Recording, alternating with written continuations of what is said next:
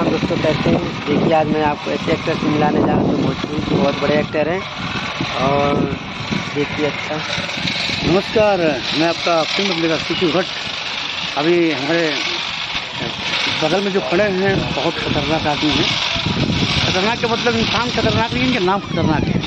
नाम है इनका तबाही, सिकंदर तबाही। और प्रोडक्शन में काम करते हैं, बहुत से हंसों मजाक के हैं, काफ़ी कोऑपरेटिव हैं। इनका एक यूट्यूब चैनल है PS2 स्टूडियो, और जिससे शूटिंग से रिलेटेड वीडियो डालते हैं कि शूटिंग कैसे होती है, स्टारों के बारे में मज़ाक करते वक्त या शूटिंग करते वक्त मतलब मेकिंग वीडियो डालते हैं। आप लोग इनके चैनल को PS2 स्टूडियो को लाइक कीजिए, सब्सक्राइब कीजिए, शेयर कीजिए। और सिकंदर तबाही भाई को इतना सब्सक्राइब कीजिए कि बिल्कुल यूट्यूब की दुनिया में तबाही मच जाए। ढेर सारी शुभकामनाएं। चाचा आप भी आप कुछ बोल दीजिए।